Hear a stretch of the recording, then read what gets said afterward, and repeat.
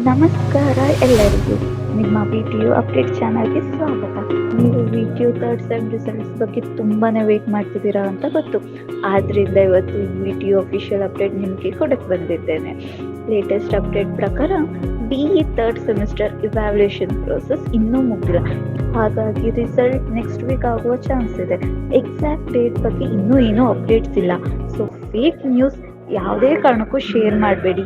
ಏನೇ ಇದ್ರೂ ಅಫಿಷಿಯಲ್ ಸೋರ್ಸಸ್ನಲ್ಲಿ ಮಾತ್ರ ಚೆಕ್ ಮಾಡಿ ಸ್ನೇಹಿತರೆ.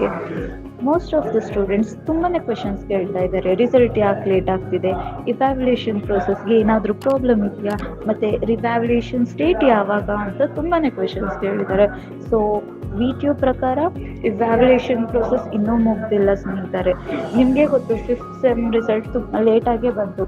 ಹಾಗೆ ಈ third sem result probably next week ಬರುವ ಸಾಧ್ಯತೆ ಇದೆ. ಸೊ ಸ್ಟೂಡೆಂಟ್ಸ್ ಟೆನ್ಷನ್ ಮಾಡ್ಕೋಬೇಡಿ. ಮತ್ತು ನಿಮಗೆ ಮೇನ್ ಇಂಪಾರ್ಟೆಂಟ್ ನೋಟಿಸ್ ಏನಂದರೆ ಫ್ರೆಂಡ್ಸ್, ಯಾವುದೇ ಕಾರಣಕ್ಕೂ ಫೇಕ್ ನ್ಯೂಸ್ ಶೇರ್ ಮಾಡಬೇಡಿ. ಸೋಷಿಯಲ್ ಮೀಡಿಯಾ ರೂಮರ್ಸ್ ಅವಾಯ್ಡ್ ಮಾಡಿ. ಹಾಗೆ ಏನೇ ಇದ್ದರೂ ಯಾವಾಗಲೂ VTU ಅಫಿಷಿಯಲ್ ವೆಬ್ಸೈಟ್ ಮತ್ತು ಟ್ರಸ್ಟೆಡ್ ಸೋರ್ಸಸ್ ಮಾತ್ರ ಫಾಲೋ ಮಾಡಿ. ಸ್ಟೂಡೆಂಟ್ಸ್ ಟೆನ್ಷನ್ ಮಾಡ್ಕೋಬೇಡಿ. ಯಾವುದೇ ಅಪ್ಡೇಟ್ ಬಂದರೂ ನಾವು ನಿಮಗೆ ತಕ್ಷಣ ತಲುಪಿಸ್ತೇವೆ.